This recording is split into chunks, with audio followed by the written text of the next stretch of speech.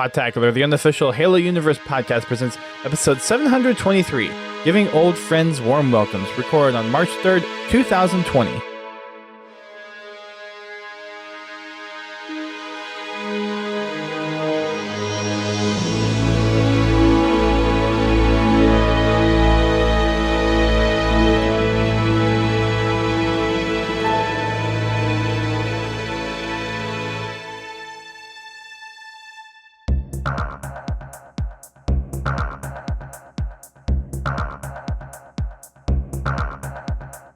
Hello everyone, welcome to Podtacular, the unofficial Halo Universe podcast. I am your host, Duststorm, and we are not here with GT because this is an impromptu podcast.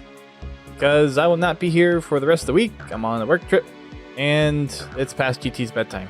So we are doing this podcast impromptu with one of the other people that has recently joined the Podtacular crew here. So welcome Ace of Spades to the Podtacular staff. Hello. Hello, long-time listener, first-time caller. Not first-time caller, actually. Well, I feel like it's been long enough that like the radio station probably went through a rebranding. I'm now first-time. It has been a while, I will give you that. Been a long time, but I never lost faith. One of these days, yes, my late night habits would be called upon, and here they are. Yeah. So very good. Well, we are going to be going over a little bit of news because something exciting happened today that we want to talk about before it gets too far out of our hands. And since Ace is one of our newest additions here to the Podtacular staff, we want to kind of give a little interview of who he is for those who haven't heard him on here before and what he's going to be helping out with. But before we do that, we're going to go through the Podtacular events from the last few days, last 5 days, and not the last week. Since GT is not here, I'll do the Fraggin' Friday bit. We actually had to split up into two lobbies because the vote that we had for game night actually ended up with a 50-50 split of Halo 5 on Xbox and Halo 5 on Xbox and MCC on Xbox. So GT actually did the lobby for MCC, and I did the lobby with Halo 5 with Riding Spartan. And the GT, I think, had at most 1.8 people in his lobby, so they were able to continue doing matchmaking for a while. And then for us on the Halo 5 side, I think we got 5 people or so in there. So it was a good night. It still sounds like it was a larger than usual lobby size that like your average person would expect to be a part of. It's been actually a very good turnout for the past few weeks, and not this past week, but the week before, we actually had a full lobby of 16. Oh, I remember.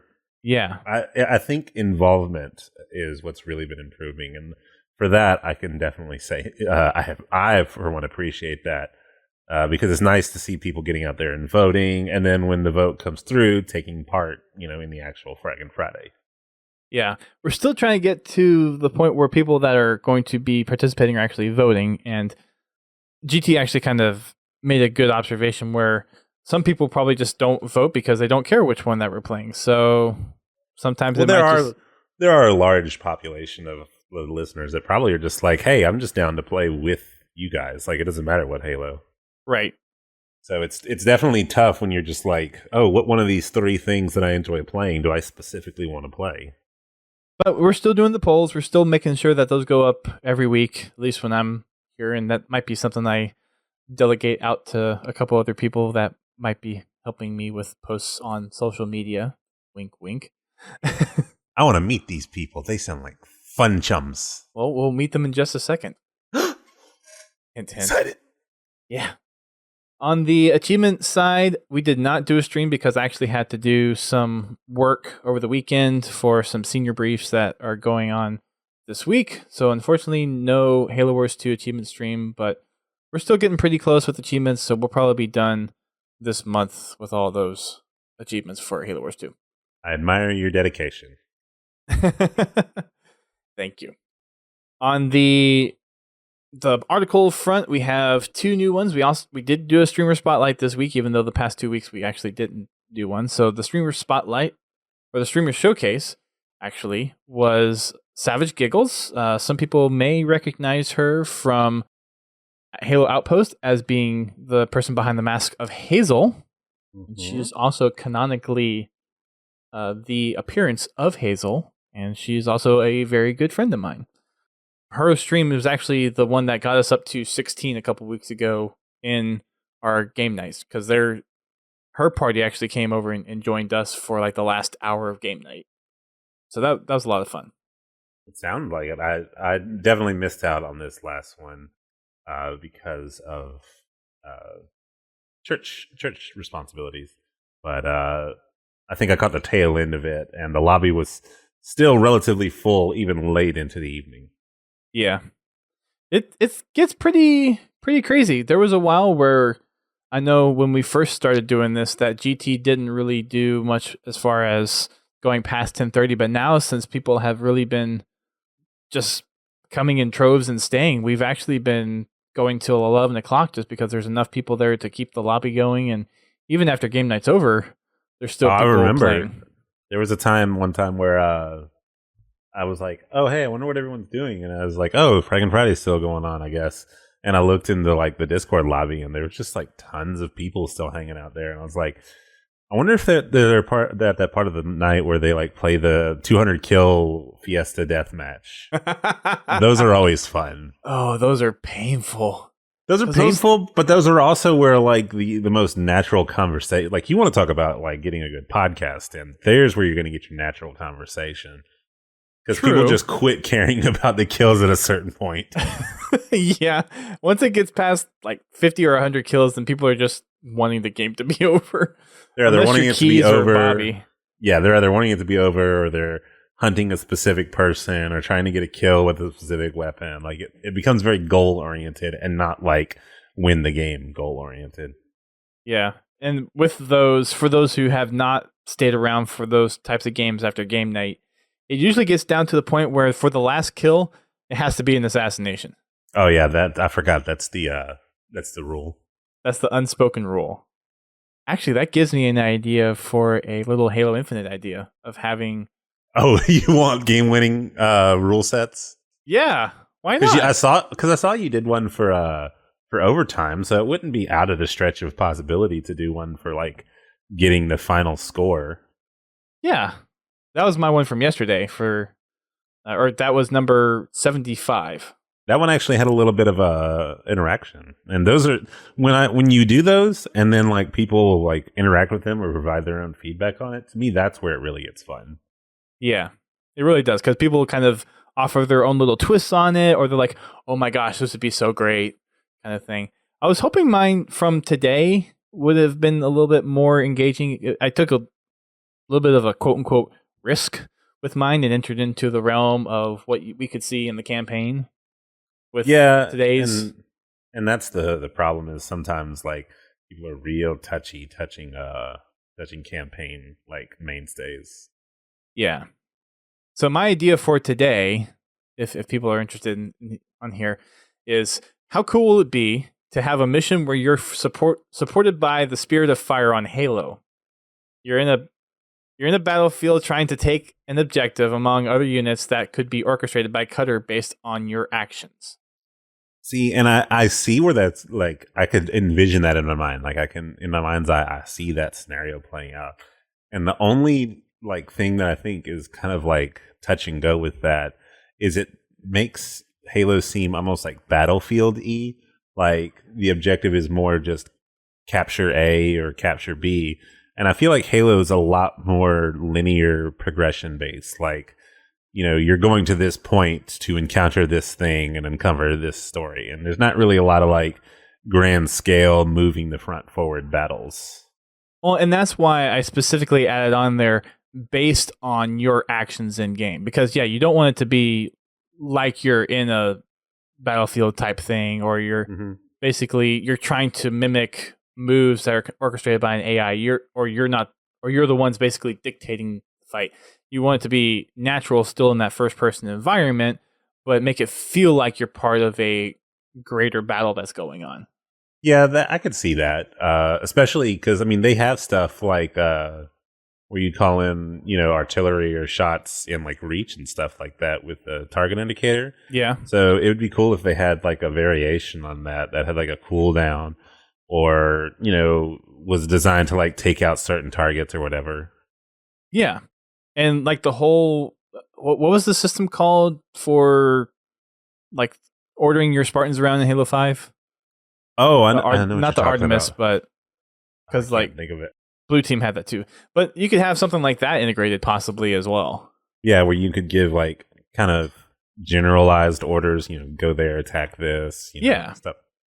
I could see that. That's definitely a possibility, as long as they keep it in that regard, where it's more like an ability or an item used and not necessarily like a grand, war kind of deal. So definitely a possibility. I'm with you. I'm surprised. I figured that would have gotten a lot more. But what if? Well, and some of these are just really like, I'm still trying to figure out when the optimum time is, and it seems like it shifts a little bit, because I know for the tweets that I put out, between 11 and 12 Eastern time is kind of one of those hot spots as far as people paying attention to things on social media. So I kind of mix around with like having it scheduled at 11:15, 11:30, 11:45, that kind of stuff. I think you're hitting just around that time. Like I think I read somewhere one time that was like a sweet spot of times. But the thing is, with time zones and people's schedules and everything, you can never really like have the optimum time, especially when it comes to Twitter, because people are really bad about just scrolling through Twitter to just consume information, and much less to like seek out interactiveness. Right. And so you think, oh, okay, well then I'll do it on Facebook. Well, then that's its own nightmare of making sure your post is even seen. Facebook, I don't care nearly as much because I have so few followers on Facebook. I was at 118, and I think I'm actually down to 117 right now. Well, I think that's on purpose. Why, you thinking someone intentionally unfollowed Someone unfollowed to make sure it's 117. Well, I appreciate the sentiment, but you can refollow again if you're listening. All right, hang on. Let me get in there. Very nice. And then for Machinima Monday, we actually had a new one from someone I haven't really recognized in the Machinima community before, but he actually has a little bit of some history with Machinima, it looks like. This is by the Chronicler 177. Wait, is that right? Yeah, it is 177. Sure sounds right. 177. Well, it's like I'm used to saying 117, not 177, so I'm like making sure it's not a typo, but it's not a typo. And this is the Brotherhood War trailer, and it's actually a pretty interesting trailer. It's not as dark as our Machinima from last week, Hitchhikers, thankfully. But this is an upcoming series that's going to be coming out in a few months, and it's alongside of another Machinima series that I think is a continuation from a previous Machinima series. So go check it out on the website. On the company commendations front, we're still going for the Achilles helmet. As far as the top commendations that we have for killing an opponent that shot you first, we are almost to that 1,000 mark. We are 1,092 away. I'll never get that commendation for you guys. I'm just going to go ahead and throw that out there. If someone starts shooting me first, it's either I'm going to hide so they quit shooting me, or I'm going to panic. There's not going to be any like, oh, I'm going to shoot you back first. Like, they're always going to get me. So it's either hide or panic. That's when you just play Fiesta and make sure you always have an explosive. Yeah, see, whenever I play Fiesta, I go on like a nice little streak. I'm like, yeah, Fiesta's great. And then the game's like, yeah, you're having way too much fun. So here's a plasma pistol and a plasma rifle. Good luck. I see you have some frustrations there. I absolutely adore Fiesta because it means like because to me, Fiesta's great because death isn't a bummer. Like on a lot of Halo, you're like, oh, I just got the sniper. Oh, I just got the shotgun. Now I gotta start all over with my assault rifle and make the. Fiesta's great because like death is just another opportunity. Yep. And I know that sounds really philosophical, but you might respawn and be like, oh snap, shoddy rockets. All right, let's go. Yep. Reroll the dice. Exactly. Yeah. especially if you're playing like Halo 5 Fiesta and you start getting the weapon Super varieties Fiesta and stuff. Yeah. Oh, that's the stuff right there. Yes, it is. Lawnmower, which is splattering enemies, we have another 402 on that one. And then getting assassinations, we have 418. So those are actually almost neck and neck. Yeah, those are really close. Here, I'll knock out the lawnmower one. That's my go-to. That's your specialty. That's my go-to. Yeah. We actually have a playlist coming up next week that will help with that. Mm-hmm. We'll get to that in a minute. And then at the bottom are the two that are always at the bottom, which is Killing Marines. We have 8,057 out of 38,900 to get for those. Good Lord. And then Shoulder Bashes, which we're currently 1,560 out of 9,700. Those just I've seen other on Twitter. Occasionally on Twitter you'll see somebody that's also like sharing their Spartan, companies combinations that they're shooting for. And I see a load of people going for the shoulder charges. And I just feel like that's such a like hit or miss thing because a shoulder charge is not always going to kill. And so you're basically setting up the kill to then shoulder charge. And it's just really tough. So you know where it always kills? SWAT. Well, yeah. But then then the trick is, can I rush this guy who's trying to shoot me in the head and shoulder charge him before he does that? If you get a map that has close enough quarters, like the rig, then you can usually get a few out of it. But yeah, that's fair. The rig, you can definitely do it. But knowing my luck, I'll get some huge open map where it's just like, cool, I respawn, and I'm dead. Yeah, they get a little painful. That being said, I love SWAT. It makes you feel so powerful whenever you get a headshot. You're like, yes. And just ignore the fact that you're like seconds from death. Right. And then for Tales from the Foxhole, we haven't had anything new posted in our Discord, but I'll just remind everybody, if you have a chance to share anything that you have as far as a story from Halo, whether it's just kind of interacting with other community members or a cool screenshot or video that you want to share, then we have a channel on our Discord for you to share that. It's Tales from the Foxhole. So go ahead on over and drop a link or drop your story in there for us to read on the show. Oh, for sure, definitely. And the best part is usually what happens is when one person does it, everyone else feels emboldened to, check out what I did. So be that person. Yeah. I actually need to post my crazy snipe. I don't know if you saw this on Twitter, Ace. Yeah, I watch you, unfortunately. Okay. Hey, now. But I got a call out because we were doing, I think it was just Slayer.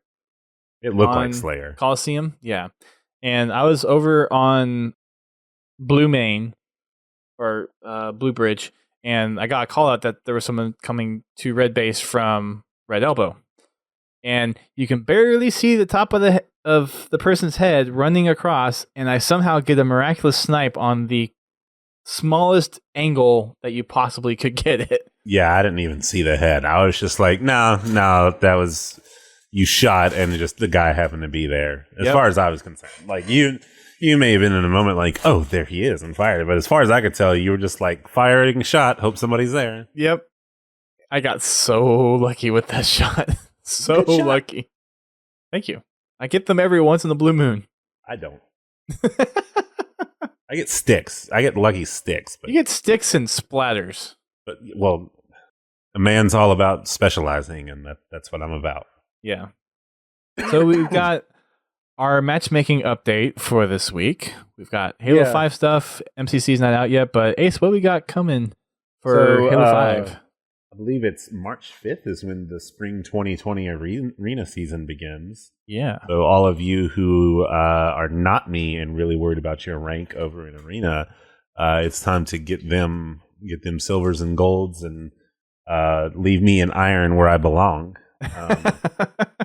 Also on March 5th, Mythic Arena rotates in to ranked for March. I think I saw somebody posted about that on Twitter, and everyone was super excited for Mythic Arena's return.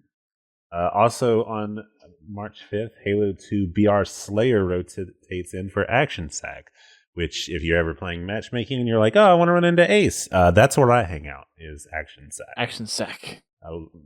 something about not ever knowing truly what you're playing makes me happy. There you go. And then coming up next week on the 12th, we'll have Castle Wars rotate in for Halo 2 BR Slayer. So if you really like Halo 2 BR Slayer, you've got a week, and that's that. Warzone Assault goes live. Those are always really fun Warzone Assault maps. Also on March 12th. And then on March 19th, Triple Team rotates in for Castle Wars. That's going to be a dead playlist. That's going to be a very dead playlist. It'll be populated for the weekend, and then come Monday, it'll be dead. It'll be gone. Yeah. Everyone will be off finishing their arena. Yeah. And that's the only thing that happens on March 19th. But on March 26th, core play rotates in for Triple Team, so you don't have to worry about Triple Team too long. And then that same day, Warzone Turbo goes live. So if you're like, oh, I really like playing Warzone, but I hate committing an hour and a half to playing it, well, then I got news for you. March 26th, that's your day to finally grind out your Marine kills. Hint, commendation. Turbo time. That's called a callback. Yes. Yes, it is. Alrighty. Well, thanks for the update, Ace. What I'm here for.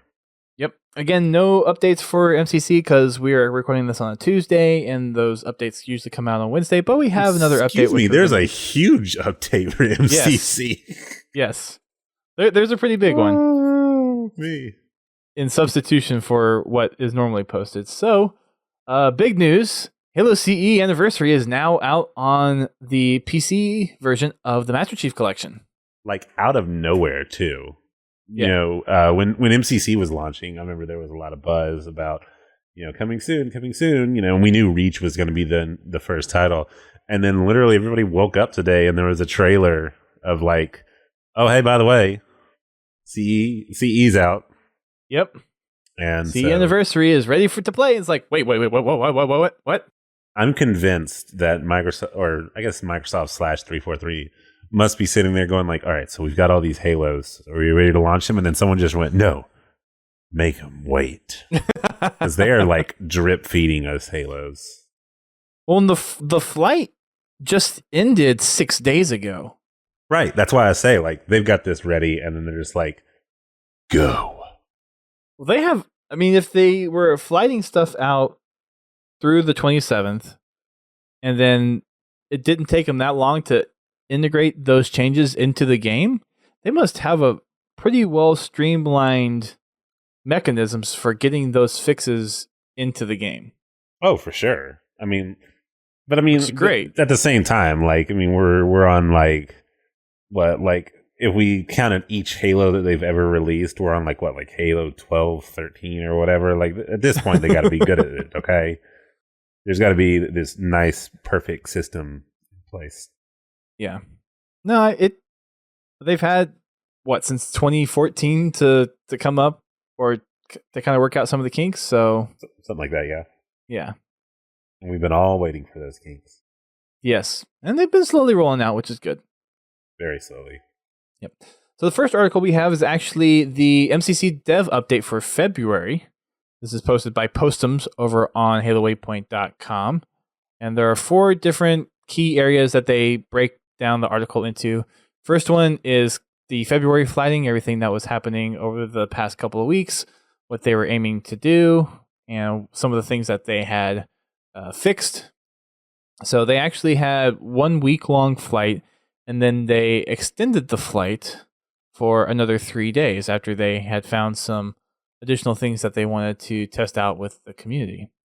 So there is a full list of issues that they resolved from flighting over on Halo Waypoint. I won't go through and read them all, but there's quite a laundry list of things that were broken that they fixed. So things like customization, multiplayer settings, of course, all the things with mouse and keyboard and trying to get that in there. So a lot of that stuff was resolved. And then there's some other just general UI stuff that wasn't working properly. So a lot of that stuff is something that they were I'm sure the hardest thing is also doing the cross play kinks and bugs, because you got a game that was originally released for Xbox One, and the anniversary release was done, and now they're trying to integrate in PC, which did have the Halo original release, but now they're trying to make it like there's probably this whole host of things that they had that like tiny little details that you wouldn't even think of, but somebody would have experienced them if they didn't solve it, and then everyone would be like, "Oh, they ruined the release." Blah, blah, blah. So they're just trying to make sure, like, even with us complaining about how slow the releases are between, like, we got Reach, now we're all just chomping at the bit for 1, 2, 3, and 4. With the fact that we're going from an Xbox system to a mouse and keyboard PC system, but they still need to be able to play with the other, and not have any issues. I don't even want to imagine all the tiny little micro bugs they have to work out just to make sure that one subset of people doesn't experience it. Yeah. It's a lot of stuff to go through, and trying to get these games over and in the working state for modern day PC is no small feat to begin with. And I think I've said this before, but there is a graphic shared around social media from time to time where it's like, okay, you started off with Halo C on PC, which was ported to Gearbox for the PC, which then was re-updated for CE Anniversary, which then went over to MCC as a port. Oh, yeah. Poor Halo 1 has been on a ride. Halo 1's just been dragged in the dirt to stay modern. It's like, all right, coming on. You're the thing that started this whole thing in the first place. Come on. I mean, I know we make the joke that Skyrim releases for every system, but I mean, here we are, and not for any small reason, but excited about Halo 1's launch on the PC again. Mm-hmm. Yeah. Look, that's the power of a franchise right there. I wonder if the Halo CE and Custom Edition populations are going to diminish because of MCC with CE Anniversary coming out to PC. With all of the additions and, like upgrades that you get from playing like the MCC version, I think like they'll be like, there'll always be purists, but a lot of people will be like, you know what? This is the shinier version. This is the supported version. Yeah. I don't think Custom Edition will be impacted too much because there's still a lot that you can do in there that probably won't be as easily doable in CE Anniversary, at least for a while, because all the tools have already been made for Custom Edition. What's really wild is when we're going to get Halo 2. Yeah. All the Vista people will emerge from their holes. Yes, which is actually a little known fact. Be nostalgic for me. Yeah, it's where Ace and I actually first met. Yep, I believe Chicken Waffle. It was definitely Chicken Waffle, but I couldn't remember if we met strictly through matchmaking or through like Halo 2's crazy like, hey, try your friend's maps things, like the custom server browser. Yeah, it was through a custom, and we were on the map. I remember it was a rocky map that was forged and had a base on one side and had some rock pillars on the other side with some balconies kind of going on the side of the canyon. So all you guys who were like, oh yeah, Halo 5 Forge when it came out, it was crazy, and I'm just sitting here going like, you amateurs. Let me tell you the days. Let me tell you the days of stepping in and going like, what is this? Who got their Unreal Engine degree like last night and built this? What's going on? Yeah, there's some crazy stuff that came out of Halo 2 Vista, and granted, it wasn't as successful as Halo Custom Edition was on PC. Oh no, not at all. But I mean, I feel like the problem with the reason like Vista wasn't so popular is actually that little bit there, the Vista part. It made it too exclusive. A little bit, yeah. Especially when there weren't quite all the tools needed there to do everything that people were used to doing in Halo Custom Edition. Yeah. But at the same time, people were eating it up because of its machinima capabilities, just because it was, on PC. Yeah. Didn't have to worry about a capture card, which back in those days was a big deal. Yeah, it was. Nowadays, it's just like, I guess I'll order one. Yeah. Let's see. The last thing here, as far as the flighting stuff goes, is they tested out some new code regarding the crouching while moving, and it seemed like a lot of people had some positive feedback about that. So with the update, they're actually implementing that for PC players. And I know I'd seen a couple of places around where people were saying, "Well, what about controller support?" And I think that's something that they're still looking into, trying to figure out how they don't break other control setups with trying to do that there. But for all you mouse and keyboard people doing the strafing crouching, it should be working on Reach now. Yeah, and they'll always make sure that controllers are supported. But when you're releasing a game for PC, like your primary concern is making sure M and K works. Yes, especially on PC. If they're trying to make this trying to reintroduce it as a PC shooter, then they need to make sure that those are core features. Yeah. The next section in here is a design update. So this is a little bit all over the place, but Max Laser, he's providing some updates on the season. There's also a double XP event happening from February 28th to March 9th. So another 6 days of when we're recording this. So all medals and XP caps have been doubled for this duration. As far as the MCC update goes, to put everyone's fears to rest, they're not doing any customization on CE or doing anything crazy like that. And they did come out and say that seasons will not necessarily be tied to game releases. Which is unfortunate because now we have to go back to the drawing board of when they're coming out. With another one, yeah. Yeah. We were all like, oh, we figured out the process. And they're like, no, that's not it.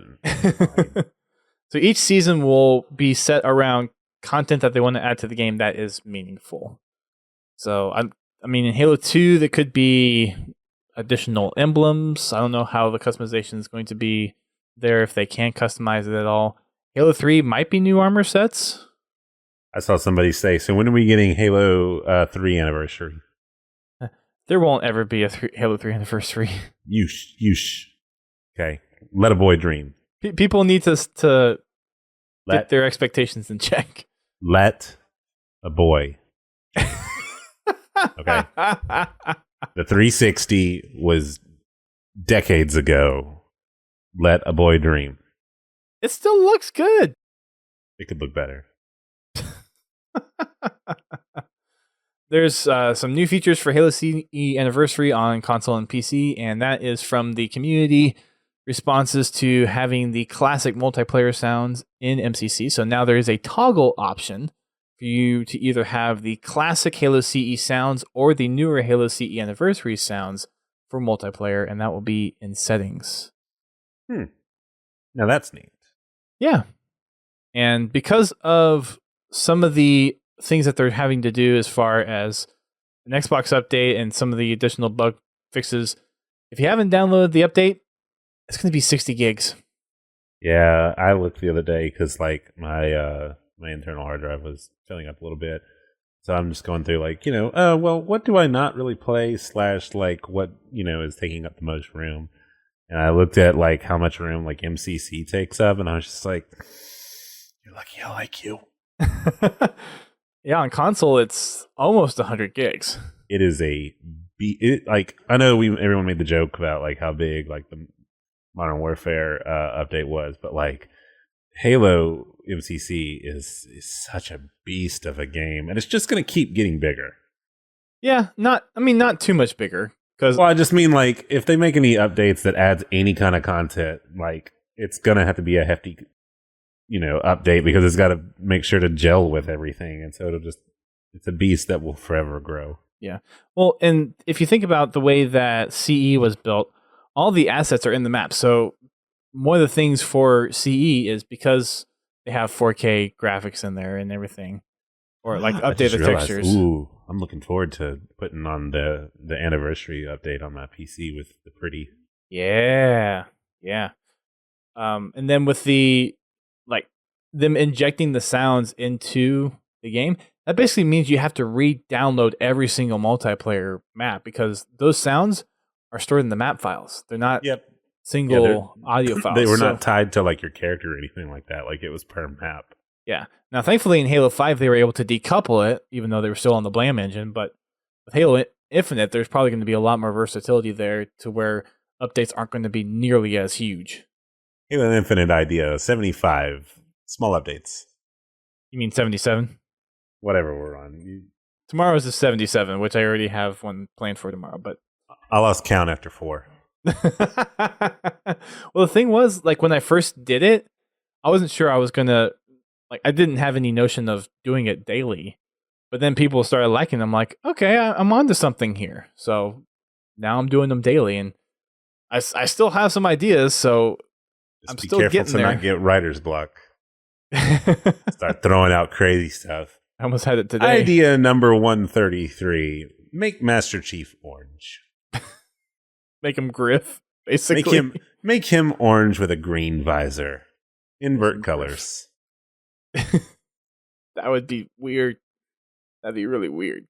I want to see that now. Reddit, get on it. r/curse images. I want to see an inverse. Oh no. I want to see an inverse chief. Make it so the next thing we have is Halo CE customization updates. So people may have realized that the model that's in the customizer doesn't really look like how it looks like in game. No, not at all. I've always wondered that. I was like, why am I bothering with this? Yeah. So they did say that in MCC you can make the customizations, but it doesn't really match up necessarily with what it looks like in game. So they're going to continue to work on it, but for now you're kind of screwed. It's an interesting system because we're complaining about customization for something where the greatest customization you had was like the flattest of colors. Yeah. So like we're all like, what about my customization? And they're just like, look, this is not a thing we had to worry about back then. Yeah. And it's interesting some of the names they have here. Like a lighter green is lapis lazuli. There's cherry for red.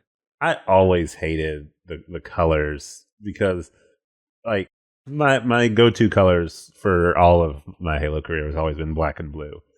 And you're like, okay, what color do you want? I want steel. No, I don't want steel. Black. Give me black. Oh, charcoal gray. No, just let's work on the blue. What are the blues? Sky and cobalt. I'm done. Yeah, I don't know if I've selected this or put this in an idea. I think I have, but basically do the color palette. Yeah, where you had I think you basically alluded to like having a color wheel. Yeah. Kind of thing where you can like really mess with the RGB values and stuff like that. Yeah, and that's a pretty common PC feature thing now too. Oh, for sure. I could definitely see that being a thing. Being able to really like hone in on exactly the shade or the hue that you want. Mm-hmm. Yeah, that was literally one of those ideas when I read it. I was just like, why is this not already a thing? It's 2020. Like, why are we picking flat blank colors like it's Microsoft Paint? Well, it is Microsoft Paint, not Paint Plus. Painting with colors. I'm going to let you have that one because it's been a while. Okay. Thank you. You get 3. Don't waste them. Oh, okay. Oh, dang. I'm going to have to be careful then. On the Forge and Theater front, they're making progress, but it's something that they're still working on. So that will be coming in a later update. Yeah, y'all be patient. It's forcing a system that wasn't designed to work with that. Yeah. Hopefully soon, but yeah, it's still a work in progress. There's a couple other things. There's people have been noticing some spread issues with the Magnum and the sniper rifle in his Halo CE, so that's something that they're aware of and that they're trying to address. There's also some input latency things that they're working on to try to bring that down as much as possible with CE. And then there's some overall sustainment that they're working on. They're trying to make sure is still there. You guys who are out there able to meticulously note the spread on those weapons and everything, God bless you, because you're like looking at like the minutest of like, that shot should hit, that shot shouldn't go there. And I'm just like, I know that the enemy's in front of me. Why are none of my bullets hitting? There's some people that know these games in and out. Oh yeah, and that's why I say like bravo to you, because my level of spread is Why can I not hit anything with the pistol? He's literally 3 feet in front of me. Yeah. Spread's too big. What do you mean? It's not hitting my target. That's not spread. It's definitely spread. Oh, and then people go and find a blank background and do a spread test, and then sure I've enough, seen they that. find it. Yeah. I've seen that, and I'm like, what are you guys like putting in your application video for like NCIS? What's going on here? Just Yeah. you could see here with the M9 that no, get out of here. That's funny. That's what I'm here for. Yep. The next section in here is talking about audio, and unfortunately, it's a long freaking interview with Paul Lipson. Hard pass. Yeah, we're gonna have Do to the TLDR on that one next time, Halo. Yeah, we're gonna cover that one on the next episode. But Paul Lipson, you guys probably already recognize his work from. I believe he was behind pretty much the Halo Wars 2 soundtrack, I think. But he's been around working with Halo 3, or not Halo 3, 343, and a lot of the orchestration there on the newer stuff. So we'll read that one and talk about it next week in a little more detail when we're back to our normal show. When you don't have Sir Jokes a lot over here and you get back to Captain Series, you can read all about the audio. And then the last section here is state of the game. So updates on banhammers. So again, AFKs and macros. These will be bannable. Sword lining, still bannable. Firefight suicides, still bannable. I haven't got... everyone gets to make their opinion, and now that I'm on here on this public forum, I'm going to say it. Sword lining is going to be bannable. If you have any problems with it, sorry. That's just... Sorry. Yeah. I know it's the state of the game. I know some people think that's the only way. No, sorry. You're ruining it for the rest of us. Yep. There's some top reported issues that are still being looked into. Audio issues, some stuttering issues, menu performance issues. There's still things with screen tearing and VSync. Some bugs have been identified in the development roadmap. No updates for co-op latency. EAC error messages is something that they're continuing to investigate. Key bindings, they're still working on double key bindings, which I really am looking forward to once they get back. Mouse input stuff, view models, crouch while moving, that's been fixed. Idle stops matchmaking. It's on the list, but it's low priority right now. Aim assist, no updates on that at the time. And then achievement issues and support tickets, they've identified some bugs around the Steam achievements, and they're working on fixes there. There's a list of global fixes and some development stuff that they're working on. So stuff that's still actively developed, that's past the flighting progression system, including challenges. So for people that are still looking forward to challenges coming into the game. UI and UX improvements around navigation, roster, and customization for other areas of the game. Text chat improvements and double keybinds. Things that are in the design iteration, which means they aren't actively in development, but they're being worked on as far as like figuring out how they want to do this. Additional mod support, additional video settings and options, and then an in-game FPS cap and other FPS adjustments. And then the things in the backlog, input-based matchmaking. That's going to be an interesting one. That'll be a very interesting. Yeah, because people can switch inputs mid-matchmaking. I almost imagine, though, like that it would lock it. Like, so if you play with a controller and you try and switch, it won't register unless you are using the controller. At least that's how I'd handle it. Yeah, probably. If you load with a controller, it's like being able to change key bindings. You know, and some key bindings what? That if that's something that they want to test and then they get that working, that might be a way to make cross-platform work. Right? If someone wants to use, mouse and keyboard, fine, cool. It's kind of like certain settings in game, like when you start playing a game and it's like, okay, well, if you want to apply this, you have to restart your game. Same thing for a controller. If you decide to use a controller, cool. Until you're not in a game, you can't change that. Well, and then you can let people at that point use mouse and keyboard on Xbox. Correct. Which there is support for, so. Yeah, it just has to be enabled in the game. Yep. Yeah. So then it becomes one build. You're 343. I know you're listening. Sometimes and I know they I'm a are, different actually. voice. I don't think they're always listening, but I think sometimes they are listening. And I know I'm a different voice, show. so you're like, who is this schmuck? Trust me, I am a schmuck. However. Oh, I think they know who you are. Well, Some people know who you are. I got that record expunged, so hopefully they Regional server selection, cross-play between Xbox and PC. So there you go. Ah, how about that? Just had to read down a couple more bullets. Steam account linking. VFR improvements, idle system improvements, customization improvements. For the idle system, please make it to where it's more than 1 minute. Yeah. Especially when matchmake searching takes a long time. People aren't just going to sit there and wiggle their sticks waiting for a matchmaking game to be hit. Yeah, that's quite possibly. I know they say that was low priority, but that to me is one of those things of like, hey, can we put like at least 2 or 3 more guys on trying to fix this? Because it's the worst when you're like, all right, we're waiting for a game and everyone like kicks back, go gets a drink or whatever, and you come back and people are yelling at you, wiggle your sticks. Mm-hmm. When I'm matchmaking, I've set stuff down. Like, I'm just waiting.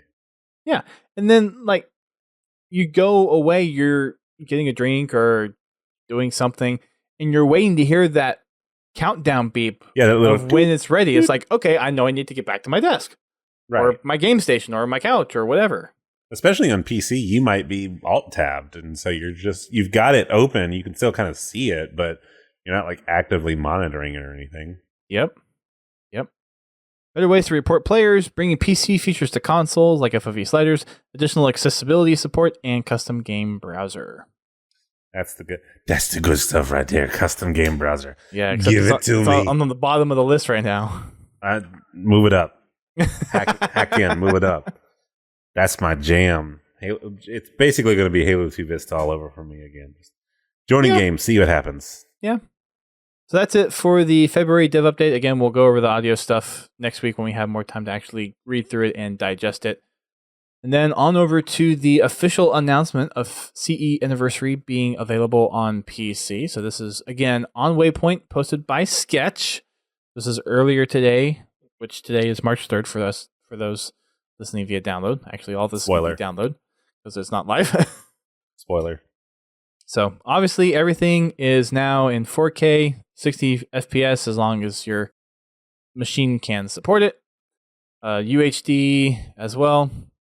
Some things to note. There's the new customization 3D model viewer. Again, we kind of mentioned that doesn't quite exactly match the in-game look and feel of your Spartan, but it's being worked on. It's being worked on. It's on the to-do list. Yeah. So all the same stuff that we got for Reach is pretty much in there for CE Anniversary as far as FOV sliders, variable frame rate, key bindings, ultra wide and alternate resolution support, yada, yada, yada. There's some other updated stuff as far as being able to see data center ping values. Message of the day was also added. There's updated zoom controls for different mouse and keyboard configurations. And then there's also push-to-talk voice chat and push-to-talk key bindings as well. Which is always a good thing to get in play, because like I know a lot of people just use external voice and everything, but some people are purists and use the in-game. So yeah. On the matchmaking side, this is what we've got for CE coming to PC, and I think this is probably going to be also influenced into the Xbox side of things as well. But here are the options. So on competitive games, there's going to be Halo CE Hardcore Doubles. This is 2v2 with Hardcore Slayer rules. On the social side of things, there is 1v1, which is Precision Slayer, 2v2, which is Precision Slayer and Asset Denial, 4v4, which is Precision Slayer, Auto Slayer, Flag and Bomb, Zone Control, Asset Denial, Action Sack, and Snipers. 8-player FFA is Slayer, Zone Control, Asset Denial, Action Sack, and Snipers. And then 8v8 is Precision Slayer, Flag and Bomb, Zone Control, Action Sack, and Snipers. And for those who are looking for a clarification, Precision Slayer basically means you start with a pistol. Auto Slayer means you start with an AR. I guess I've never really thought about Action Sack in Halo 1. Because, like, it's probably some of the wacky game modes that have. I know it's a thing, but like it's one of those things of like, to me, true like crazy game types didn't really kick in till Halo 2. Well, Halo 1 had a lot of obscure stuff like Juggernaut and Race and some other oddball type things that don't fit into some of the other Zombies. game modes. Not as a default. No, I mean that was like when that got popular, I guess. Well, yeah, but I'm talking about just like the native game ones modes that were built into game types. Yeah. Yeah. And then on the Halo Reach social side, there's an update here. For the 4v4, they've rotated in the featured Halo CE Anniversary category for Halo Reach, which contains the maps and game settings which emulate Halo CE. So if for some reason CE came out and you were like, I'm not playing that, you still can. Yeah, with the CE Anniversary maps that came out for Reach. Like a weirdo. Yeah. So some of the updates that are there for PC haven't made their way quite to Xbox One yet, but it is coming. Again, that'll be the 60 gig update that you get to download. Good luck. Yeah. So CE Anniversary is also available on the Xbox Game Pass for PC, if you're one of those. And I believe it's also available in the Game Stream beta on MCC. Although I think the whole MCC is on that right now. But that's still there. know the MCC is available on that. Yeah, so that's there. At minimum, you can indeed play Halo 1 mobilely. Yeah. And again, you can find the PC version on the Microsoft Store and Steam. The games are available as a bundle for $39.99. Can be purchased individually for $9.99, and then ODST campaign and Reach campaign are separately $9.99 a piece, or $4.99 a piece if you want to add those on. Mm-hmm. But your best bang for the buck is just go with the bundle if you want. Yeah, let's go with the bundle. Yeah. We already talked to Double XP. That's happening through the 9th of March. There's a little section in here talking about feedback support. So they mentioned the Halo support site and making sure that you check the known issues list before you report any issues that you find.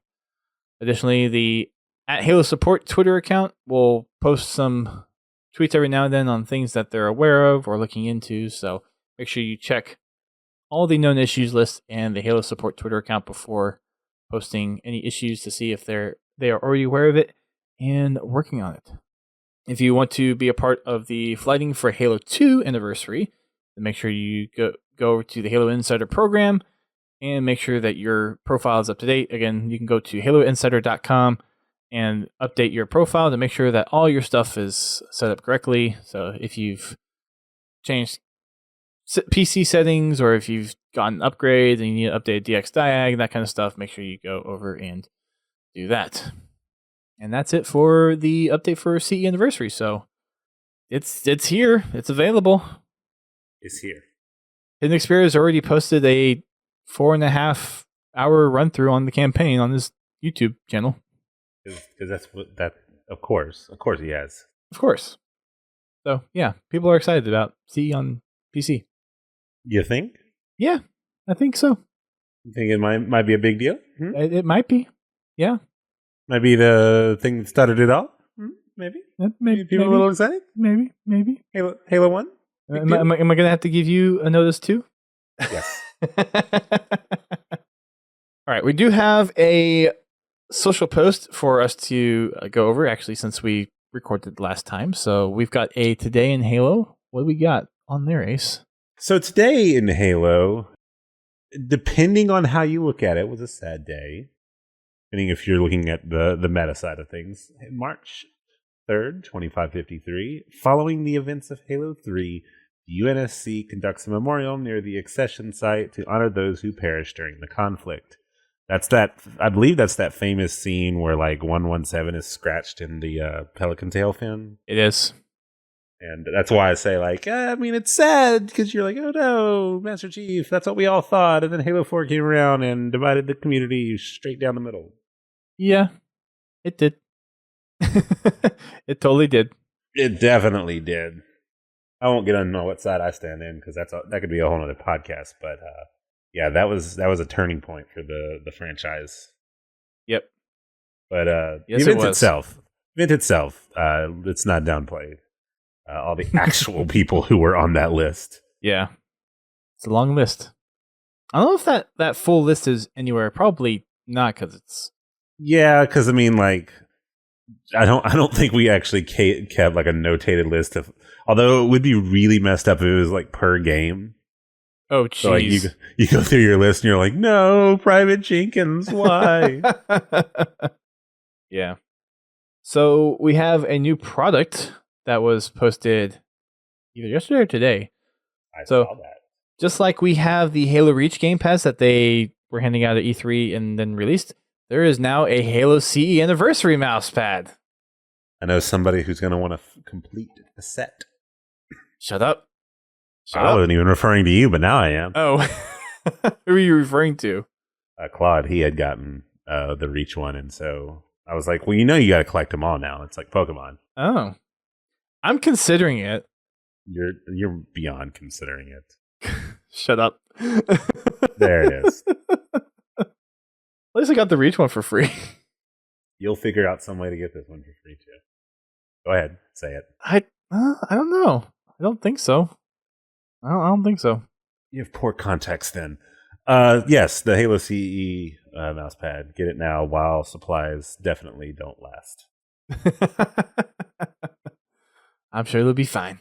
Unless you're like me, who's been using the extra long Corsair mousepad for forever. Hey, if it still works, no need to replace it, right? It's just one of those things where, like, don't need to replace it because it's not on fire yet. So hopefully, it doesn't catch on fire. If it does, then it definitely is going to need replacing. But well, yes, but the whole fact of it shouldn't really be catching on fire. So far, flame free. So far. Okay. Flame free since '93. You've had that thing since '93? No, I was about to say, not really. Okay. Like, dang, that's a long freaking time. That's an old mouse pad then. They also probably didn't make extra long mouse pads back then. I was going to say, it's like, was that even a thing back in those days? I was beta testing. Oh. Okay. Yeah. I gave my feedback. I was like, best thing about it, it's long. And it hasn't caught on fire. That's called a callback. I need to clarify that a little bit. Anyways, so that's it for the Halo specific stuff that we've got. Let's do our little interview with Ace here. Oh God, that's my name. Yes, that's your name. Are you ready? Hi, my name is Ace, and I'm a Halo alcoholic. Hi, Ace. I've been not clean since 2005 or whenever Halo 1 came out. I don't remember. Well, Halo 1 on PC came out in 2003? That's what I was saying. Like, I remember at my grandparents' house, I had Combat Evolved on...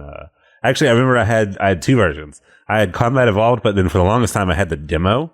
And I remember the demo distinctly because if you whenever you exited the game, it was Sergeant Johnson yelling at you to buy the game. Yep. And that's one of those weird memories that sticks in my mind is Sergeant Johnson yelling at me to buy Halo Combat Evolved. Buy one. Buy two. That's an order, soldier. Yeah, that's one of those, like, you know how people say, like, commercials are stuck in their head? Like, that's 100% a commercial that's stuck in my head. Yep. Same for me. Exact same for me. Because I remember playing that demo, because even the demo had a multiplayer on it, and I played the crap out of that multiplayer. Yeah, that one, and then the ODST one. Yeah, and that was... Yeah, that one's a lot more, like, impactful and less, like, catchy remembrance, I guess. That tells you how long I've been at this. Yeah. I mean, we've been around for a while. Yeah, I have.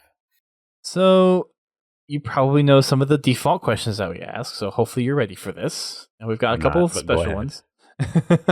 So, and you kind of already answered one of the questions, which was, how do you get your start with Halo? But if you want to expand on that, you can. So, yeah, like I said, I played a lot of the demo for Halo. Okay, so let's take a step back. I definitely didn't start with Halo Combat Evolved. I would distinctly remember hanging out with my friend and playing Halo 1 on his Xbox and thinking, like, wow, this is like...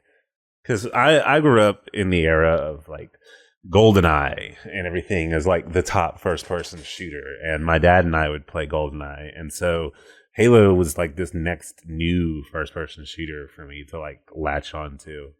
And I was like, wow, this is nice. Like this is, everything feels right. The story's cool.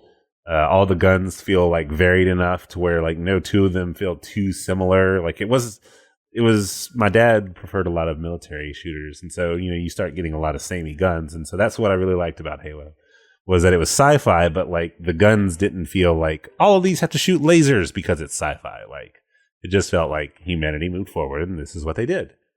But I can tell you the first Halo that I personally owned was Halo 2 Vista. Yes, I did not own Halo 2 at first. I played it a lot at a friend's house, but mine household for the longest time was a Nintendo household. And so we did not possess an Xbox or really a good working computer to play some of the Halos that had come out on PC. So in 2007, when I purchased my laptop for college, I will admit one of the very first purchases I made after that was Halo 2 Vista. And right there with you. Right there with you. I remember all the time, and my dad hates that I tell you this story because I got away with it. The deal that they did for the laptop, I remember it was a Dell laptop, and they had a deal where you could upgrade one component. So like you could upgrade the hard drive, or you could get a larger battery, all these various different things. And I chose to upgrade the internal graphics card.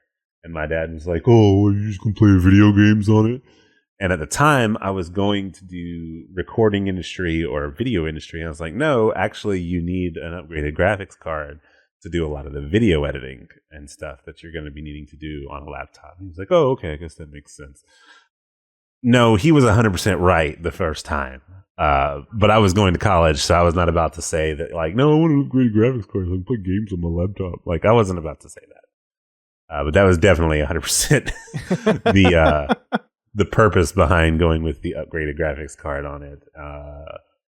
And yeah, like when I got the laptop, it was right around I guess this wasn't right around my birthday, but I remember we went out to get stuff for when I was going to college. And then I was like, hang on a second. So I'm walking by and I'm looking, at all the different stuff. Because I was like, I got to get a game for my computer. You get a new computer as a gamer, the first thing you got to do is, am I loading Doom or, Civilization? Like, what am I putting on this first? And I walked by and saw Halo 2 Vista. It was games for Windows PC and all bright and shiny. I was like, I think I still have the box around here somewhere. I've got my box. I don't have my disc, but I've got my box. And so, yeah, that was where it all started. And that was, I always say that for why and everything that I love Halo, that was probably the perfect one to start with because it had so much baked into it. It had a huge, great campaign that we already knew about. It had the multiplayer aspect, but the custom stuff is where it really shined because that's where I fell in love with like custom games and custom maps and just overall like playing just with people and stuff like that. And ironically, that's how I ran into this nerd here who has been running a Halo podcast for forever is on Halo 2 Vista. So that one will always have a special title in my heart when it comes to the franchise, just because it was the first one that I owned. It was the first one I played a ton with. I met a lot of friends, both online and in real life. I'll have to tell you about that if you get to like funnest Halo stories later, about how I met people for being the quote Halo guy at the dorm room. But to sum up, that was how I got started on Halo. Wear that title proud. I do wear that title proud, sort of. Yeah, very nice. And then our other question that we normally ask is, what do you do within the Halo community? But since you're kind of here because you're part of the Podtacular staff, like, the question kind of turns into, what are you doing with Podtacular? Gosh, what do I do? I exist. I crack jokes. I attend Keeps us sane. Dustin's panels and yell at him throughout. He's the token heckler. I am the token heckler, which For me and me alone. Oh, it's the best. I think that's the only reason you got me on that one panel is so you could be like, now you can't say anything. You have to actually say things, and they have to be constructive. If only that were true. But no, I believe my quote-unquote official title in Podtacular is social media manager or something to that effect. Yep. Which I am slowly pushing into a like more regular thing.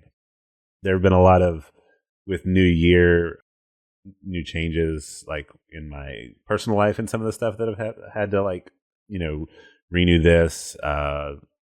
We won't get too much into it, but Dustin knows with church, it's a high responsibility and a high priority for me, and we've been making a lot of changes there. So a lot of my time's been there, but I have been watching, and I have been like trying to stay personally involved on a lot of our social media posts.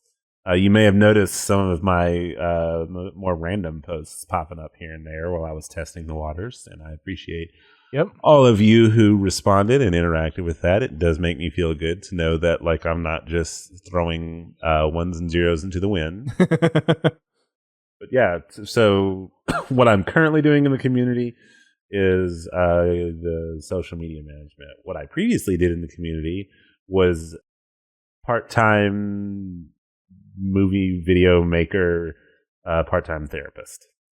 I don't know if you remember back in the day when we had like TeamSpeaks and stuff of that nature. Do you remember we had TeamSpeak? Well, like, okay, it's Xfire. TeamSpeak, Ventrilo, Xfire, stuff like that. There would always be a room that people would make specifically for me to sit in. So that way when there were arguments that broke out, like people would come and tell me what they thought, and then they'd swap. And then for some reason, somehow I was like the deciding factor. Oh, geez. Yeah. I remember that a little bit back for like the early Cyberline days, but yeah, I became like the therapist. And I hated it because I was friends with all these people, and so they're like, here's my side of the story, and then someone else would come in and go like, here's my side, and then I'd be like, all right, I'll come into the main room and tell you what I think. And I'm just sitting there going like, I don't want to go in the main room and tell them what I think because they're both idiots. You both are arguing for no reason, and I can't say that. But that's what I did.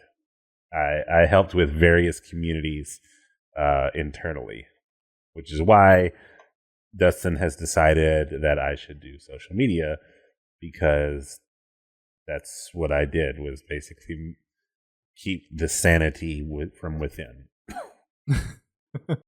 Yeah. And there's also some other reasons there, which we won't necessarily get into, but well, cheap, didn't say no, but we won't get into that. Yes, all that stuff is valid points. But yeah, we're trying to get people that are willing to help out, and Ace has said over and over again graciously that he'd be willing to help out however we can. So we found a little spot for him to help out with. Yeah, I try to, beyond, proofreading your stuff and reading out responses of ridiculous game show answers. Thankfully, that was only for Outpost, and that's not happening again this year. Yeah, but it'll happen next year, and then you'll be like, "Hey, so next year, yeah. Infinite will be out, and they'll do it. Well, we'll see what next year holds. They better hold Infinite. Well, no, Infinite should be this year. Keep that dream alive. Why? What's your opinion on that? My opinion is that of Shigeru Miyamoto's, which is a delayed game is eventually good, but a rushed game is always going to be bad. And I feel like we're going to get a little closer to the time, and they'll be like, we just don't feel like this is the product that we want to put out, and it'll get delayed. And the entire community will go in an uproar because they feel like they had a date, and then that date moved. And that's why I just look back at a delayed game is eventually good, but a rushed game is always bad. Well, if they're having it be a Xbox launch, and they've been working on the game for almost 5 years at this point. Yes. And how long has it taken Final Fantasy just to upgrade their graphics? I haven't followed Final Fantasy, so I don't know. Final Fantasy VII just released a demo of their Final Fantasy VII remake, and they've been working on that for forever. It feels like. Fair point. Not that I want it to be delayed, but if it is, I'm not going to be surprised. Is how I'd say that. I think just from the graphics that we saw during the E3 18 and 19 trailers, the graphics, at least like the engine, at least, is pretty solid. They've got that pretty down pat.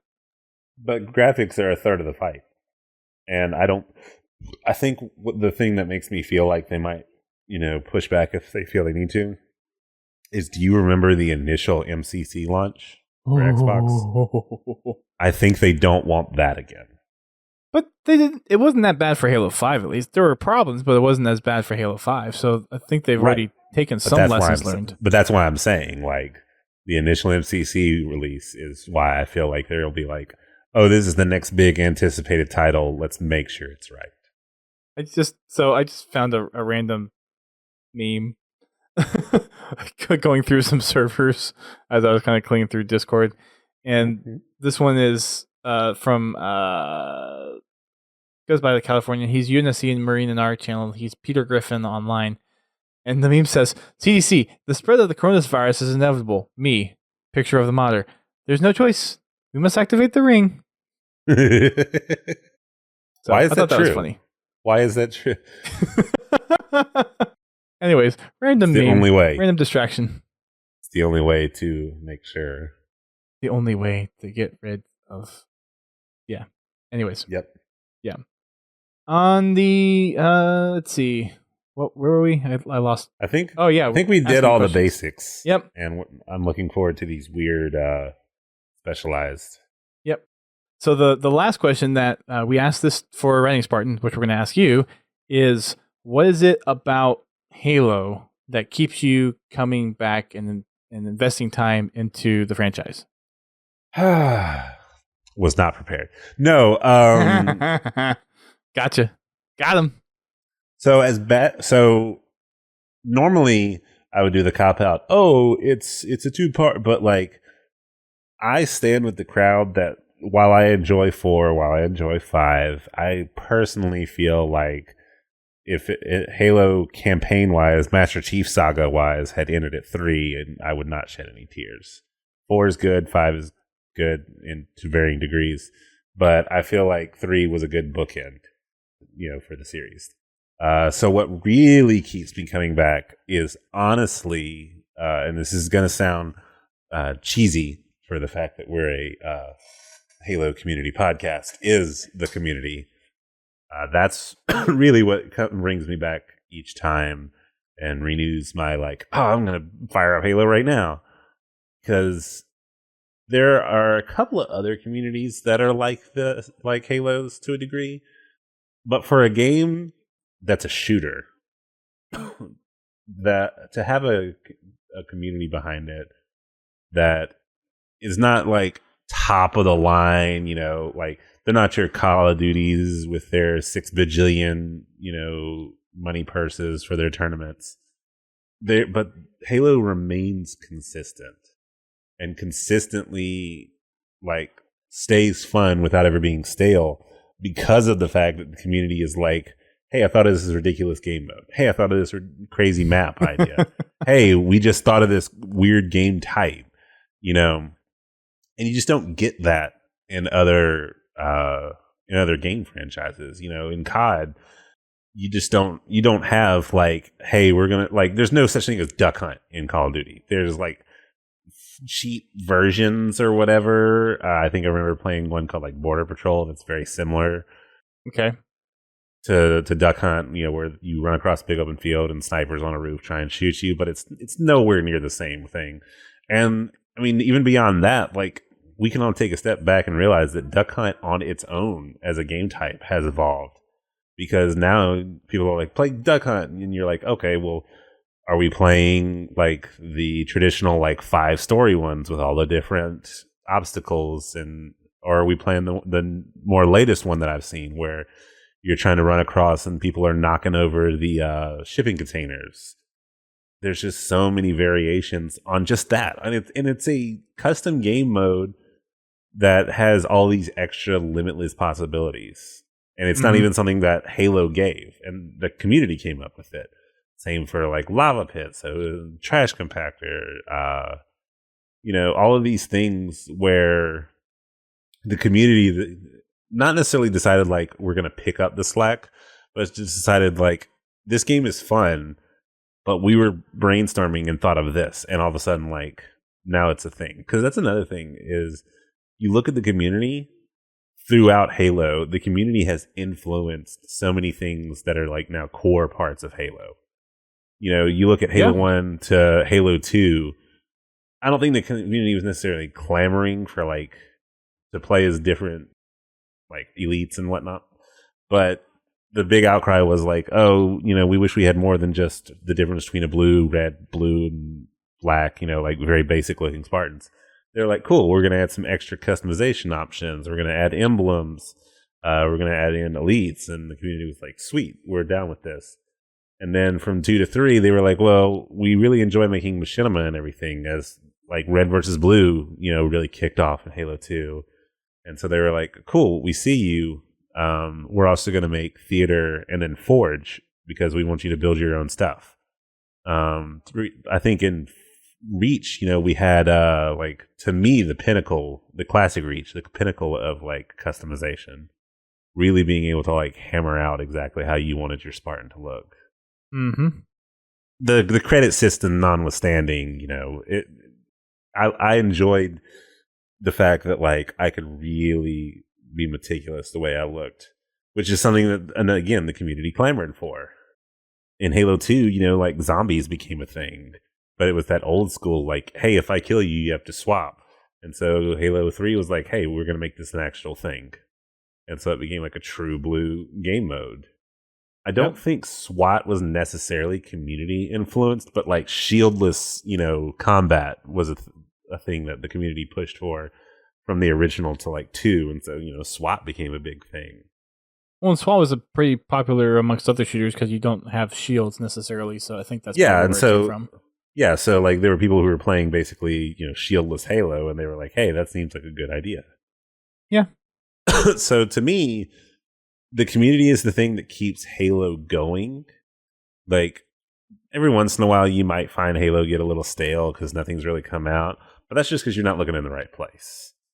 All you have to do, in my opinion, is join a Fraggin' Friday, hashtag not sponsored, or just anything like that, where like the community is bringing forth their maps and their game types, because that to me is like, I remember on like Halo 3 or Halo Reach or whatever, we had on our old communities like Cyril and stuff, we had game night, and people would bring their game types and their game modes, and I mean that's to me where we found some of our wildest games, was on game nights, because someone was like, hey, I was playing with somebody else and I found this and I saved this and now I'm going to show you guys. And so it's like a virus. Somebody else is like, oh wow, that's cool, and they save it and then they take it to their friends and then one of their friends saves it. And so something that was like one guy came up with it becomes organically spread without it necessarily having to be like, hey, featured game mode, download here. It's like you're playing with somebody and they were like, oh, hey, check this thing I got out. Like, just check this thing I played with somebody last week. And then you find it interesting and it just continues on. And to me, that's the beauty of the Halo community, is that at least half of the game's like hype and experience is purely organic, purely you experienced it from a friend who experienced it from a friend, and so on and such forth. So in a long-winded sort of way, that to me is what really brings me back to Halo, is if nothing else, the community able to keep this game feeling at least semi-new and never stagnant. Well, and to kind of touch on something that you had just said too, there's always stuff happening out there. There's always things in the community that are being made. Just look at everything that you see with the Halo Community Spotlight. There's always something going on. Oh yeah, for sure. Like, I mean, whatever you're interested in, like somebody's probably working on it and could use your help, with machinimas, with audio podcasts. I remember with every game release, there was always, I don't remember his name, but he was the guy that would make like songs with like the gun sounds. Like he would shoot the guns to record their sounds, and then he'd make like beats with them and stuff. I know there's a few out there. There's like one that from Team Fortress 2 that really comes to mind quickly, but I can't. Well, I know there were some Halo ones because I remember like the needler rifle had such a distinct sound that he made a whole thing on the needler rifle. But like stuff like that, like no matter what you're interested in, there's a facet of it that you can be a part of. Yeah. And I mean, even Halo at its core provides that. You know, do you like more fun stuff? Cool. Here's social playlists. Do you want to even go more ridiculous? You know, Action Sack. They're adding a custom server browser. Well, you more into the hardcore? Cool. Join the Arena League. Join, you know, the seasons, like, and play like the arena rule sets and stuff. And you know, from there, like you can continue to pursue that like pro aspect. You can watch the streams, you can watch the HCS. Like, no matter how you play the game, there's somebody else that's playing it the same way you are, more than likely. Yep. Unless you're me, who is not even good at the gunplay of Halo and has specialized in everything but guns. There's people out there that are similar to that, though. I do not. People are always like showing. I see people all the time. They share their, you know, like, oh, look how many BR kills I got. Oh man, yeah, check out my needlers. And I'm like, most killed. What's my most used weapon? Ghost. Oh, so you're shooting people? Nope. I mean, Duquesne would be right there with you on the whole vehicle combat thing. He likes races, though. Not just races, but yeah, mainly. Yeah. I remember the panel. That's all he talked about. Yeah, it was. It really was. Well, hopefully that gives people a little intro to who you are and what you're helping out with and your background with Halo. So thanks for sharing. My background is messed up, so I'm giving you the foreground. If you ever hang out, like, have you ever come to like a thing and you find dust and you see there's another like tall guy, like being his shadow all creepy behind him? That's me. Yep. Especially that one time at PAX where I stood behind you for like 15 minutes. Yeah. And you didn't know. That was funny. That's still my favorite. That pops up every once in a while. I'm like, I had no clue. The worst part was the cell delay. So like I'm sending you pictures of like your back going like this dude in front of me. Then it's like I think I saw at one point. I'm like, okay, this. You saw the picture. I'll look at it later. Funny is, yeah, you saw the picture, and then I texted you again. And when you opened it up, I could see where you looked at the picture and like zoomed in with your finger, tilted your head back in confusion, and then turned around. I'm just like, hey. Yeah, it was a good 5-10 minutes while you were standing there before I knew you were behind me. It was great. Yeah. That just shows how long the lines are, but yeah, it was great. Well, there's that too. So on the community highlights front, we have a few updates as we start wrapping things up here. ATS Pro Talk had episode 116, which... They're close to the big one. Yes. The first big one. Their next one. Well, I mean, their first big one was 100, but they've got 117 for the next episode. Look, I got news. If it's a Halo podcast, your first one is your 117th episode. I mean, yeah, it's pretty close. I mean, people... That's right. Just to get to 100, just to get to that triple digits. Oh, I mean, like, for sure. Like, I mean, my personal podcast is only like somewhere in the mid 50s. So like, yeah, getting to 100 is a big deal consistently like that. Yeah. But I mean, come on, let's be honest. If you have a Halo podcast, your milestone is 117. Yeah. They say it takes like 3 weeks to develop a habit at least. For podcasts, it takes at least 3 years. No. No, I would say it like depends on what kind of podcast you're making. Like if you're making a weekly one, it's going to take 3 months to make it a habit. Yeah. If you're doing it monthly, it might take longer, but it just depends. Like if you get to 35, then you're probably good for podcasts. So yeah, 117 is going to be their next one. It's going to be a important number. Hopefully they have someone big on. I said hopefully they have someone big on. I don't know what their plans are for 117. I don't know if they had a topic yet or not picked out. I had to check their Discord. That'd be crazy. I've tried to get them on the show. I haven't had a chance to get that set up yet, but But for 116, ACS Pro Talk for their subject was, should Team Slayer stay in competitive Halo? Yes, always. Well, there's been a lot of discussion about this. You can still go watch the podcast, but I'm just going to sum it up for you. Yes.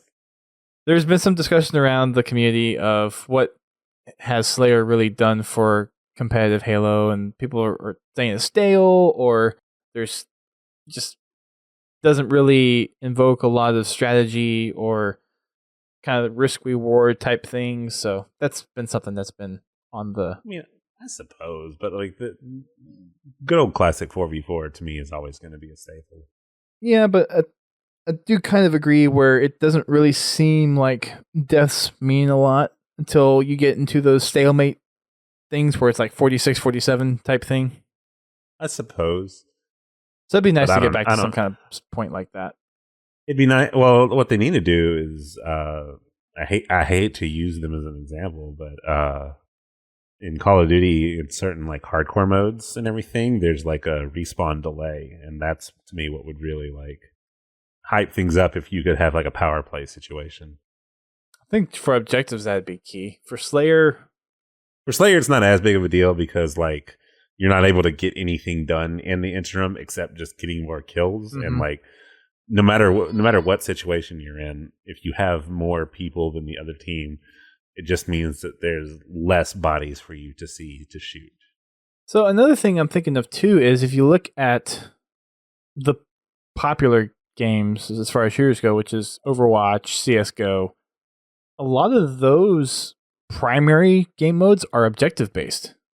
Well, so CSGO, I mean, that was based on the Counter-Strike, and like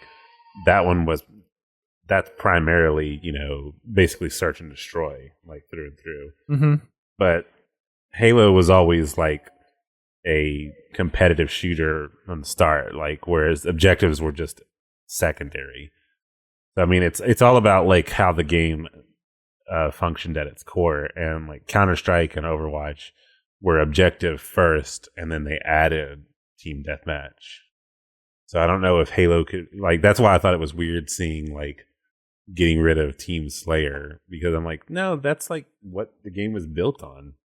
It was, but I do think there's something to be said there, especially with how things have changed just over the. I mean, I suppose, but you're changing like a core part of your gameplay if you get rid of. Well, you're not Slayer. getting rid of it. You're just changing the priority on it. I suppose. I would still say keep Slayer in there, but maybe trade it out for. Go listen to episode 116. They probably know way better than we do. I'm completely going. That's why I'm saying something about it. Well, I know, that's what I'm saying. Like, to all our people who are listening to me ramble with no real opinion note, go listen to 116. They know way more than I do. Fair point. On the podcast's Evolve side of things, we have Mission Debrief episode 87, which is the mission Scarab from Halo Wars. Finish the Fight podcast released their episode 26, which is wrapping up the Bungie era of Halo. You can go check that out on podcast feeds and on their YouTube channel. That's a good series. It is.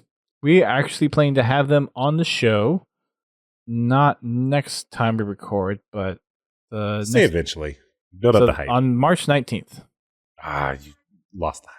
We already announced this last week. They already know the day, so I'm just restating it. Zero hype. Hype's gone. Well, it's hype to get them to know when it is. Eventually, I'll be back on there. There's your hype.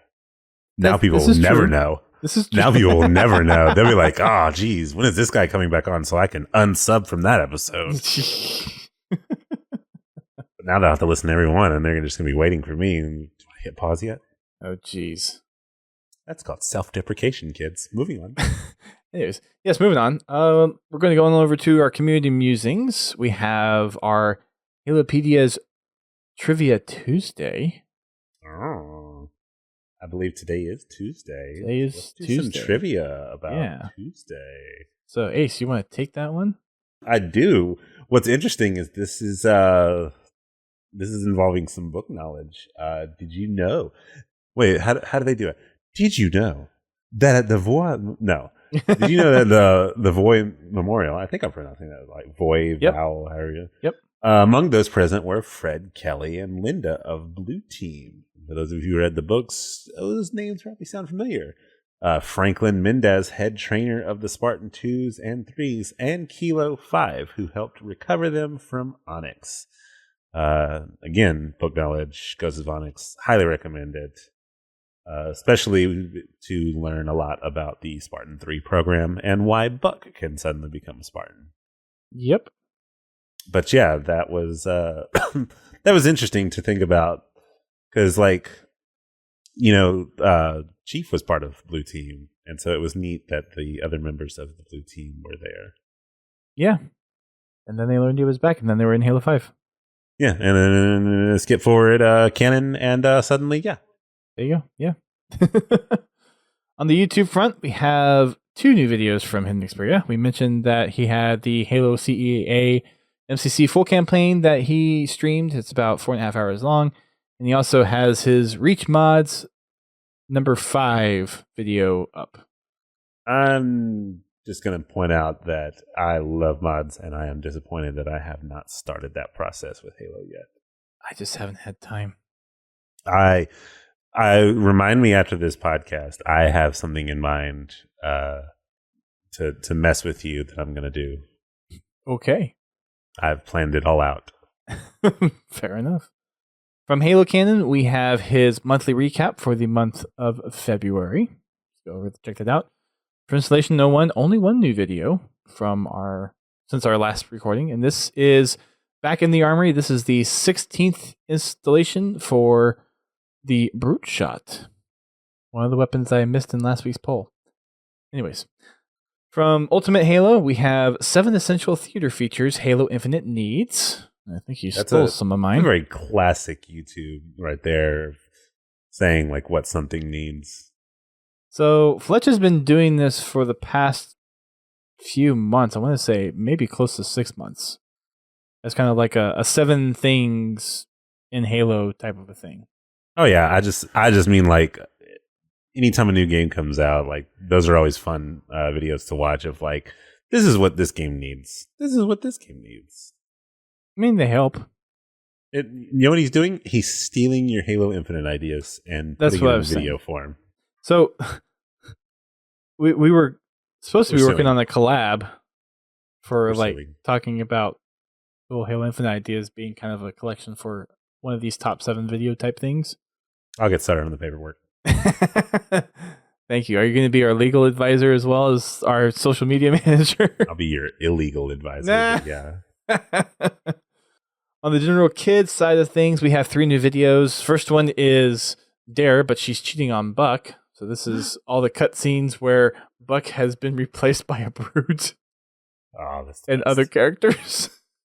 And Halo 2, the secret Unity aircraft that never came to be. And then in Halo 1, Chem Marines use active camo. Today on Halo 1 Mythbusters. Exactly. Digging through the game code to see what was commented out or left out. Pretty much. So yeah, that's it for this episode. Again, this is kind of impromptu. It actually went a little longer than I thought it would be. I thought it would be an hour and we're almost at an hour and a half. That's the mistake of getting Ace on the podcast. Hey, it works. At least it's not 2 hours, which is our normal. So don't tempt me. But no. No, I need to go to bed. It's almost 12:30. And you probably need to go to bed too. I don't care.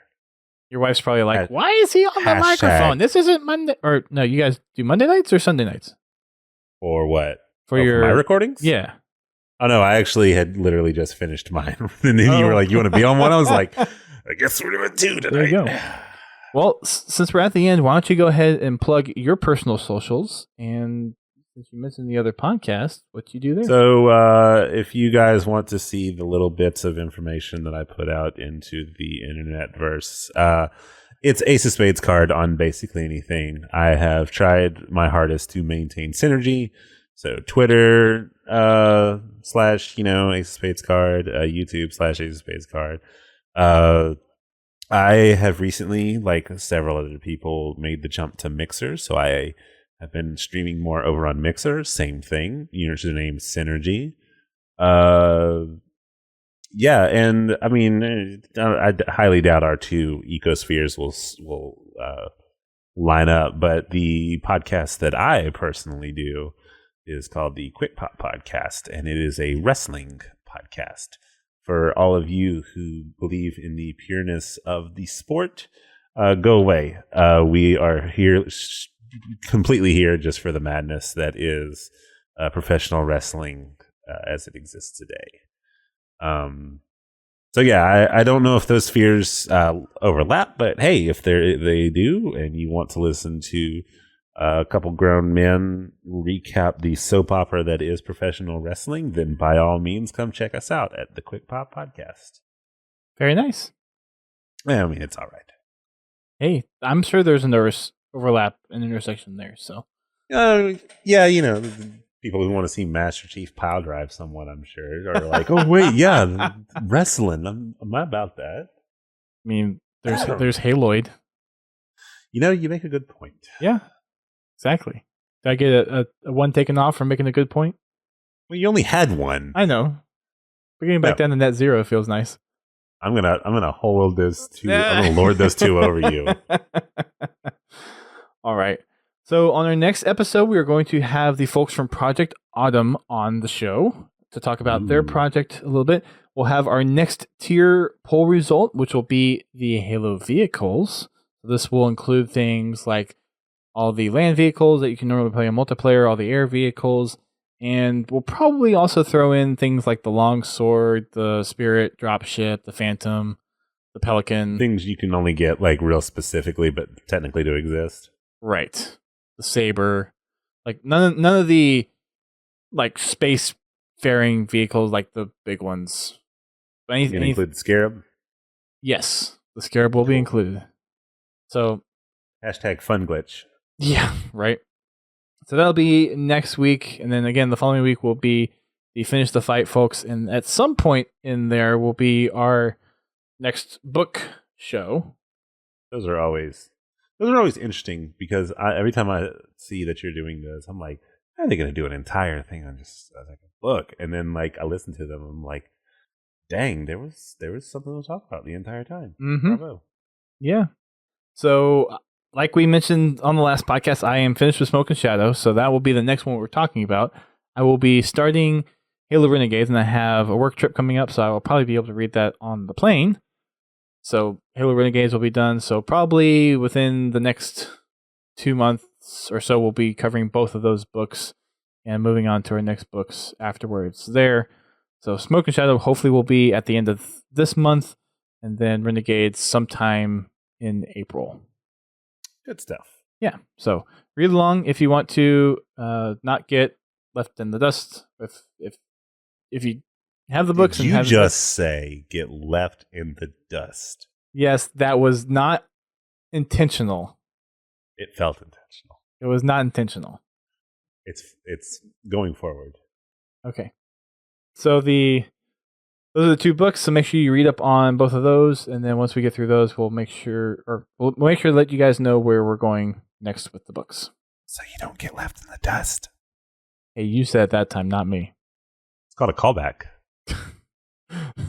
Callback needs a little more buffer time, I think, in there. Anytime in the past is a callback. That callback was a callback. Okay. Don't worry, guys. Next week, Godzilla will be back on, and you have a much more streamlined, less ridiculous. But I'll be in the chat to ruin it, so it's okay. Ace keeps me on my toes. Oh, something like that. Yeah. Even though you're taller than me, but I knew you were going to say something about that. I knew you were going to say something about that. So I don't know how I'm keeping you on your toes. You're way taller than me. I got to tiptoe look at you. It's whatever, though. You can find us on all of social media platforms, minus MySpace, pens. Oh, dang. We're on Facebook, Twitter, and Instagram. You can also find us live streaming on Thursdays normally at 8:30 p.m. Eastern Time for our podcast. Again, we did not do it this week because I have work trip and I will not be here. So we did this little impromptu thing before I left.